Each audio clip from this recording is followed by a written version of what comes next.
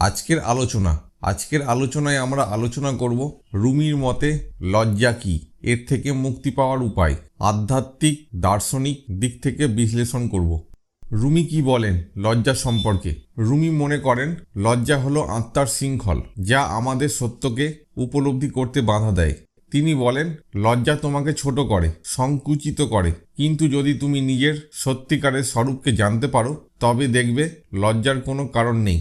রুমি বোঝাতে চেয়েছেন লজ্জা আমাদের নিজস্ব অপূর্ণতা ও ভুলগুলোর প্রতি অতিরিক্ত মনোযোগী করে তোলে, যার ফলে আমরা আত্মবিশ্বাস হারাই এবং আমাদের আধ্যাত্মিক বিকাশ ব্যাহত হয়।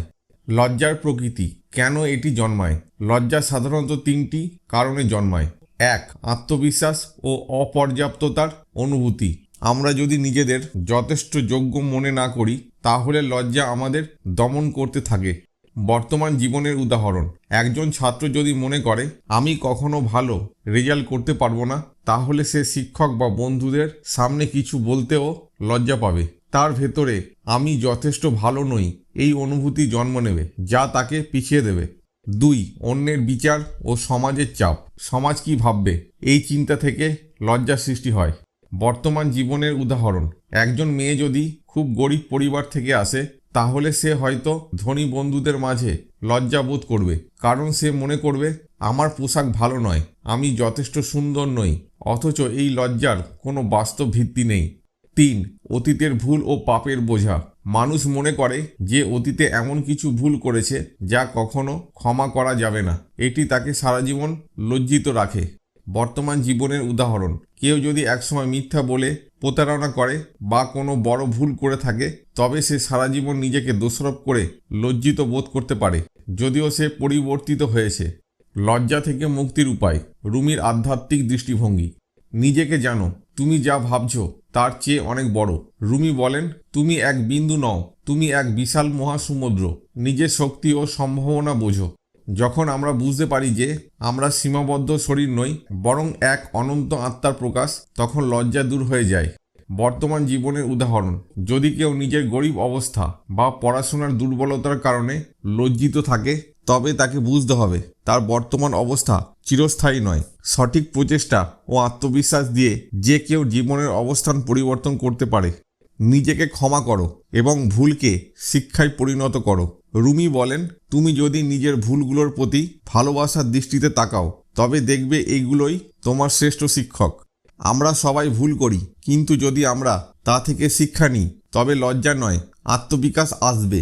বর্তমান জীবনের উদাহরণ, একজন ব্যক্তি যদি অতীতে মিথ্যা বলে বা কোনো খারাপ কাজ করে তবে তার উচিত নিজেকে ক্ষমা করা এবং প্রতিজ্ঞা করা যে ভবিষ্যতে সে সততার পথে চলবে, তবেই লজ্জা চলে যাবে। অন্যের বিচারকে পাত্তা দিও না। রুমি বলেন যারা তোমার দোষ খোঁজে তারা নিজেরাই দোষে ভরা, তাই তাদের কথা নিয়ে চিন্তা করো না।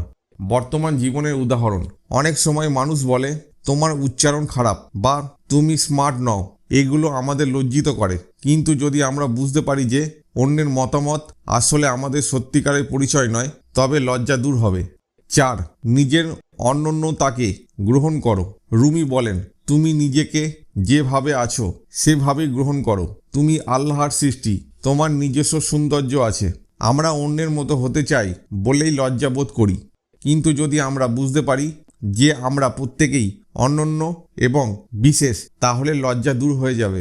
বর্তমান জীবনের উদাহরণ, একজন বেটে ছেলে যদি মনে করে আমি লম্বা নই তাই আমাকে সবাই অবহেলা করবে, তবে সে ভুল করবে, কারণ আসল গুণমান উচ্চতায় নয়, ব্যক্তিত্ব ও জ্ঞানে। প্রেম ও আত্মসমর্পণের মাধ্যমে লজ্জা দূর করো। রুমি বলেন আল্লাহর ভালোবাসায় ডুবে যাও, দেখবে তোমার সব লজ্জা দূর হয়ে যাবে। যখন আমরা ঈশ্বরের প্রতি প্রেম অনুভব করি তখন আমরা বুঝতে পারি আমরা তারই সৃষ্টি এবং আমরা কেবল আছি, তিনি তেমন করেই আমাদের গ্রহণ করেছেন। বর্তমান জীবনের উদাহরণ, ধরা যাক একজন ব্যক্তি অতীতে অনেক ভুল করেছে, সে যদি প্রতিদিন আল্লাহর নাম স্মরণ করে এবং তার প্রতি আস্থা রাখে তবে ধীরে ধীরে তার ভিতর থেকে লজ্জা ও অপরাধ বোধ দূর হয়ে যাবে। রুমির শিক্ষা অনুসারে লজ্জা থেকে মুক্তি পাওয়ার মূল নীতি, নিজেকে জানো, তুমি অসীম শক্তির অধিকারী, সীমাবদ্ধ নও। অতীতের ভুলকে শিক্ষা বানাও। ভুল করলেই তুমি খারাপ নও, বরং এগুলো তোমাকে শক্তিশালী করে। অন্যের মতামতকে পাত্তা দিও না। অন্যরা কি বলবে তা নিয়ে ভেবে সময় নষ্ট করো না। নিজেকে ভালোবাসো ও গ্রহণ করো। তুমি যেমন তেমনই সুন্দর। আত্মসমর্পণ করো। ঈশ্বরের ভালোবাসায় নিজেকে আত্মসমর্পণ করো। দেখবে লজ্জা আর থাকবে না। শেষ কথা, রুমি বলেন, তুমি নিজেকে ছোট ভাবছো, অথচ তোমার মধ্যে মহাবিশ্ব লুকিয়ে আছে। তাই লজ্জা ত্যাগ করে নিজের মহত্ব উপলব্ধি করো। এটাই রুমির শিক্ষা। রুমির মতে লজ্জা এবং তার থেকে মুক্তির দার্শনিক ব্যাখ্যা। রুমি কি বলেন লজ্জা সম্পর্কে? রুমি মনে করেন লজ্জা আমাদের আত্মিক ও মানসিক উন্নতির পথে একটি প্রধান বাধা। এটি আমাদের সত্যিকারের ক্ষমতা, সম্ভাবনা এবং আধ্যাত্মিক যাত্রাকে সংকুচিত করে ফেলে। তিনি বলেন, তুমি যদি বুঝতে পারতে কে তুমি সত্যিকার অর্থে, তবে লজ্জা অনুভব করতে না। লজ্জা কেবল তোমার অজ্ঞতার সৃষ্টি। রুমি বোঝাতে চেয়েছেন লজ্জা আমাদের অজ্ঞতা ও ভুল আত্মপরিচয়ের ফল। আমরা নিজেদের সীমিত, ত্রুটিপূর্ণ এবং সমাজের দৃষ্টিতে অপর্যাপ্ত বলে মনে করি, তাই লজ্জা অনুভব করি। কিন্তু যখন আমরা আত্মজ্ঞান অর্জন করি তখন বুঝতে পারি লজ্জার কোনো বাস্তব ভিত্তি নেই। লজ্জার দার্শনিক বিশ্লেষণ। কেন এটি জন্মায়? 1. আত্মপরিচয়ের অস্পষ্টতা ও অজ্ঞতা। রুমি মনে করেন আমরা নিজেদের প্রকৃত সত্তাকে না জানার কারণেই লজ্জা অনুভব করি। বর্তমান জীবনের উদাহরণ। একজন শিল্পী যদি নিজের প্রতিভা সম্পর্কে অবগত না থাকে, তাহলে যখন কেউ তার কাজের সমালোচনা করে তখন সে লজ্জিত হয়ে পড়বে এবং আত্মবিশ্বাস হারাবে। কিন্তু যদি সে জানে যে তার শিল্প চর্চা উন্নত করতে পারে এবং তার সৃষ্টির মূল্য আছে, তাহলে সে আর লজ্জিত হবে না। 2. সমাজের নিয়ম ও অন্যের মতামতের প্রভাব। রুমি বলেন, অন্যের চোখ দিয়ে নিজেকে দেখার অভ্যাসই তোমার লজ্জার মূল কারণ। নিজের প্রকৃত চোখ খুলে দেখো। অর্থাৎ আমরা আমাদের মূল্য সমাজের চোখে দেখি, নিজের ভেতর থেকে নয়।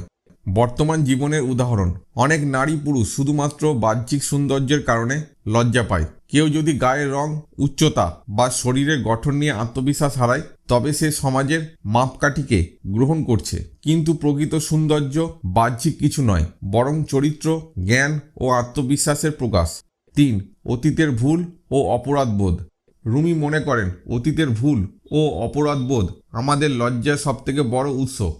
বর্তমান জীবনের উদাহরণ। একজন ব্যক্তি যদি একসময় মিথ্যা বলে বা কারোর সঙ্গে অন্যায় করে, তবে সে সারা জীবন লজ্জা অনুভব করতে পারে। কিন্তু যদি সে উপলব্ধি করে যে প্রতিটি ভুলই শিক্ষা হতে পারে এবং আত্মশুদ্ধির পথ খুলে দেয়, তাহলে সে লজ্জা থেকে মুক্তি পাবে। লজ্জা থেকে মুক্তির উপায়। রুমির দার্শনিক দৃষ্টিভঙ্গি। নিজের প্রকৃত সত্তাকে চিনতে শেখো। রুমি বলেন, তুমি যা ভাবছো তার চেয়ে তুমি অনেক বড়। নিজের সীমাহীন সত্তাকে উপলব্ধি করো। অর্থাৎ আমরা নিজেদের সীমিত, ক্ষুদ্র, দুর্বল বলে ভাবি বলেই লজ্জিত হই। যদি আমরা বুঝতে পারি আমরা এক মহাজাগতিক সত্তার অংশ, তাহলে এই ক্ষুদ্রতা বোধ এবং লজ্জা দূর হয়ে যাবে।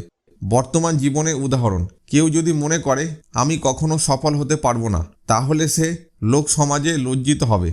কিন্তু যদি সে উপলব্ধি করে আমি প্রতিদিন শিখছি, প্রতিটি অভিজ্ঞতা আমাকে উন্নত করছে, তাহলে সে আর লজ্জিত হবে না।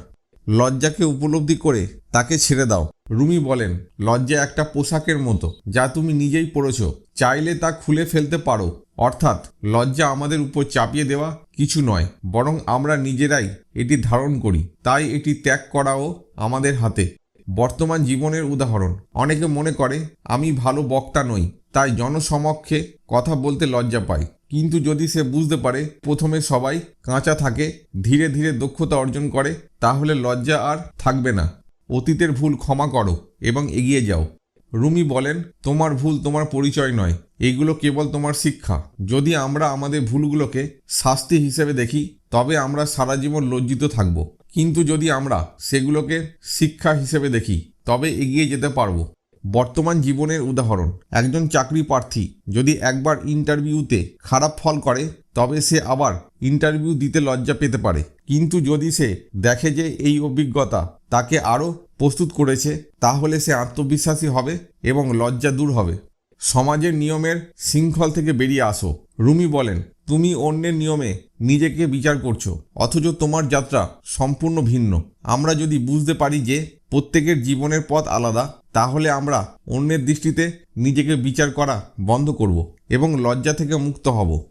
বর্তমান জীবনের উদাহরণ। অনেকে মনে করে এই বয়সে পড়াশোনা শুরু করা ঠিক নয় বা অমুক বিষয় পড়লে লোকে হাসবে, কিন্তু বাস্তবে সঠিক শিক্ষা ও উন্নতির কোনো নির্দিষ্ট বয়স নেই।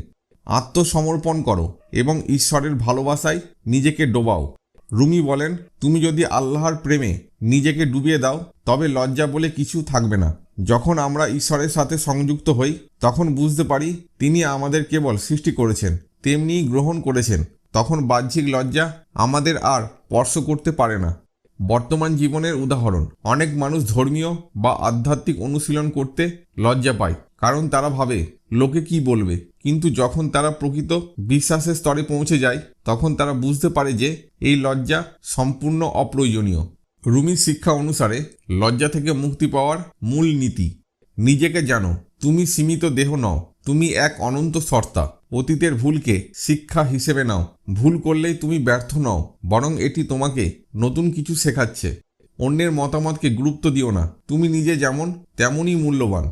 নিজেকে ভালোবাসো ও গ্রহণ করো। তোমার ভেতরে অপার শক্তি আছে যা প্রকাশের অপেক্ষায়। ঈশ্বরের প্রেমে নিজেকে সঁপে দাও। ঈশ্বর তোমাকে ভালোবাসেন, লজ্জার কিছু নেই। শেষ কথা, রুমি বলেন, তুমি নিজেকে ছোট মনে করছো, অথচ তোমার ভেতরে সমগ্র মহাবিশ্ব লুকিয়ে আছে। তাই লজ্জা ত্যাগ করে নিজের মহত্ব উপলব্ধি করো। এটাই রুমির দর্শন। আজকের আলোচনা এখানেই শেষ হলো।